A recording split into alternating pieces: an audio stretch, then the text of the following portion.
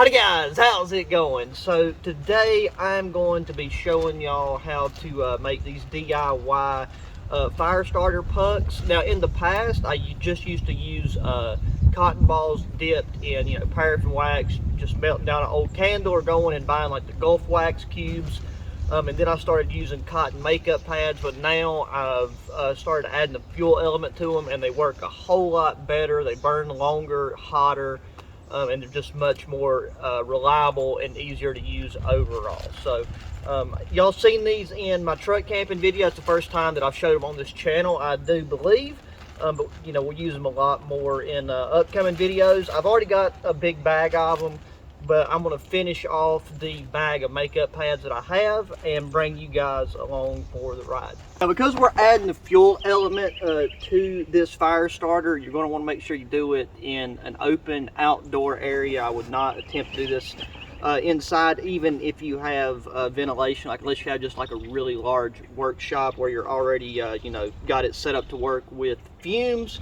And we're going to be using an open flame. Here I have the Star Blue rocket stove, and this will be the second time I've used it.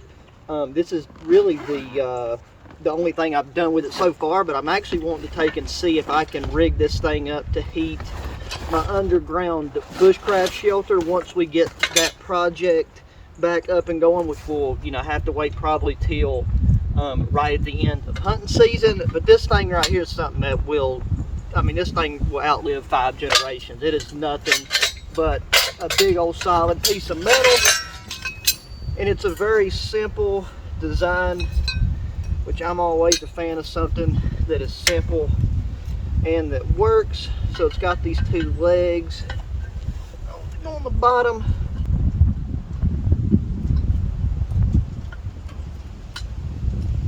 Yeah, I just got back from hunting this morning. I didn't see anything, but it's been raining non-stop for the past, I'd say, about 30 hours. And I quit this morning just about the break of sunlight, so I just took and hiked out for a bit, but didn't see nothing or hear nothing except 3 bunny rabbits that meandered in front of that one shelter that I done the video on that we stayed in, the one that I first built last year and then revamped with a canvas shelter.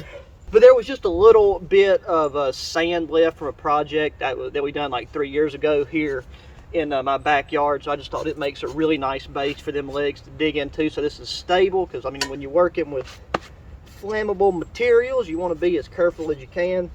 So then to make your stovetop, you just put these, oh, that was a phenomenal sound, put them together to form a cross, and then just line it up like that, and then you have a really sturdy rack to set anywhere from a small to a large pot on.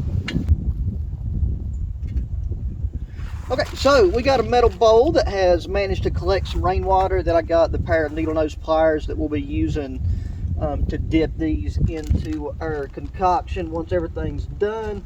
So these are more pliable, a lot more pliable than just using like regular cotton dipped in straight wax. Those are hard enough to where if you threw them, you could probably kill somebody with them. So it's easier to expose the fibers on these, and that's really important if you have like really cold hands and your dexterity's screwed up. So we'll take and give that a good wash right there. Alrighty. And it doesn't matter if it's store-bought, if it's homemade, or what it is, unless you're talking like a really complex chemical piece of tinder. You're going to want to make sure that after it's got wet, or if there's any chance that it's got wet, that you shake it off and dry it off to the best of your ability. So we just gave that a shake test. We have got those fibers nice and exposed.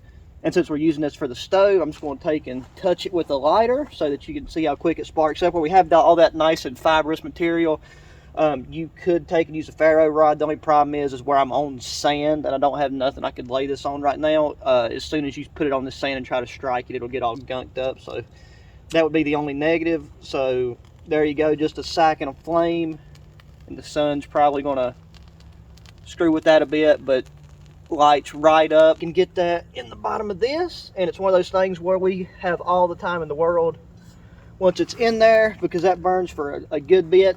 And this one, I would say this tinder is not It's more wind, it's way more wind resistant than just straight up wax and cotton. Like with that, a flipping flea fart would blow it out. But with this, once it gets going, I would say for about 10 seconds, at that point, it's pretty difficult to blow out. So we get the wood and get this stove going.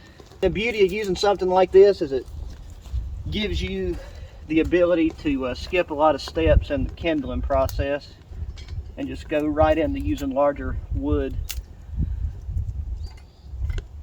And then another thing that helps is just how efficient, you know, a rocket stove of any kind burns. So we have got a good base fire going in there now. We can start kind of making sure we got these tiny pieces shoved up under there and feeding in our larger split pieces here on the end. Get them wiggled in there. Doesn't hurt to have it compact because it's got air holes on the bottom that allows airflow in, plus a channel on the front that helps air get in there. So it will it'll take care of itself. Plus there's a breeze blowing. Here is what we're starting with, and there's sand on there too, so it's not a big deal. So I went to Goodwill and found this pot for like $3. So it is now just dedicated for purposes such as this. There is a bit of wax left from the last batch that I've done, so we'll just leave that in there. It's still probably got a little bit of the fuel mixed in with it as well. And because we don't add the fuel yet, you just want to start off by melting your wax.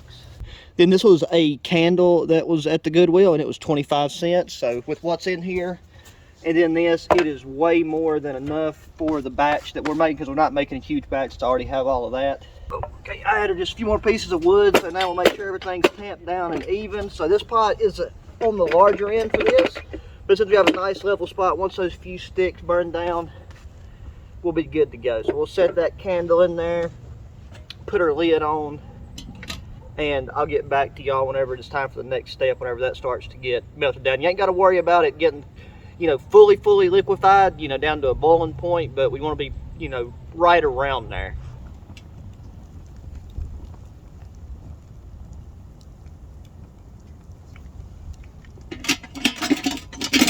This is pretty much what we want. Before we add the last thing, I'm going to pick it up. These handles are probably hot, and I just got on a thin pair of gloves, so we definitely don't want to get hot wax on us. But that's bubbling up nicely. It's okay that little bit, make sure y'all can see that, that little bit of that candle is still chilling right there, because we're going to set it back on for a little bit while we prep our dipping area. And since we ain't got that many, we don't have to leave it on right now. The wind is just screwing me. But our final ingredient is going to be some good old diesel fuel. So this is why it's important that you don't inhale none of the fumes. You don't want to use gasoline. Never use gasoline. You could use kerosene in the place of the diesel, but that is our fuel element. Now, there's no exact you know, ratio for this. I kind of would say anywhere between 1/3 diesel to 2/3 wax, or if you wanted to go even heavier on the waterproof side, do 1/4 diesel and 3/4 for the wax. But that pot's still really hot. We're going to take and set it back on there. Whenever you go to set it back on whatever it is, like if you're using anything open flame, be very, very, very careful. That right there is pretty much coals. You just don't want to dump it, because at this point, I mean, the wax itself is very flammable, so we're not going to put the lid back on. We're just going to let that heat up so we can spread out what we're going to be laying our do-jigs on. The fact that it's windy is going to make this part of it a lot more difficult, because we need to spread out a piece of tin foil to lay these on. You want something non-stick. You know, I'm not going to need to make any more of these this year for sure, because I'm not even going to be able to use, like, I'll use these for starting the charcoal grill and everything. But next time I go to Goodwill, I'm going to take and pick me up, if they have any, some you know, like some old used cooking sheets or baking sheets, because that'd be perfect for this. All in all, by the time you put these materials together, if you go thrifting, then it's 10 times cheaper than, you know, buying a lot of the store-bought you know, Bushcraft and tenders and stuff that are out there. And this is what the cotton pads are, just 100% cotton makeup pads, or just, I guess, rounds. We shall make sure that we got all the stuff that we need right here on standby. Went ahead and got a couple pads out, so I'll have my gloves on. Got these pliers. These pliers are going to be the worst part, because they're all gunked up, but we'll make it work. Be very, very careful to set this off to the side here. It's a little lopsided, but it'll be okay. Give everything kind of a final stirring about, and then when I done my large batch, I left it sitting on there, which is fine. But right now with the wind and everything, I don't really want to be in the midst of all the fumes. So all we do now is we dip our pads in, get them nice and coated and saturated, lay them on your thing. This is where these pliers are absolute balls for what we're doing. It'll be kind of a two-hand. Oh no! Come back, man down. Jesus Christ, bro, these pliers are AIDS. There we go. Well, the challenge just makes it more fun, right? But yeah, I mean, this part's the simplest, the easiest. You could double these up. You can use cotton balls. You could take and use jute twine. The jute won't really absorb the fuel element as well as it would get coated in the wax. I've not tried that yet, but there's no reason why that wouldn't work in my noggin. So, you know, feel free to give that a try, or I'll give that a try in the future, because like there's still going to be a lot of this. I mean, there's going to be a crap ton of this left, you know, and then it'll just harden, solidify. You can remelt it, and you know, you're good to go. So I mean, this is a very simple thing to do. You just got to make sure you do it safely. I'd say the safest way to do it would be if you had like an induction cooktop, because then there's no flame. Just, you know, make sure that you don't use anything like gasoline and stuff, because it's just way too flammable. And I would assume that the gases from that are a lot. Well, I mean, the gases from diesel or kerosene is, you know, not something you want to be putting in your lungs. Your lungs are designed for oxygen and oxygen only. Then, depending on where you set them, the temp and airflow will determine how long it takes them to dry, but you're pretty much just waiting for the wax to dry. And with these, where these particular pads are as thick as they are, it takes, I'd say, about 20 minutes roughly for them to fully harden through, because the diesel kind of slows it down. But yeah, you've already seen the pucks in action, the ones that I started the video with, and you'll see them in a lot of upcoming videos. So just, you know, stay tuned to see them in the field. There's no need to waste another one, light it on fire. Okay, then I'd say the last part before we close out this video, this is another thing that ended up at the Goodwill that I thought was kind of funny. So these are those Mylar retort pouches, and you know, it's got that California leaf on it. But I got a pack of like 200 and some of these for, I think it was like $1.50. So I thought, I went ahead and picked them up. And something like this, I mean, I don't know how much they retail for, I haven't checked, but something like this is perfect to store these in, because these are solid pucks. And normally I would just take and double them up in a Ziploc bag and carry 2 or 3 in my pack. But this right here will, you know, completely eliminate the odor and smell. You could fit probably about 5 in one of these, and I just dropped one.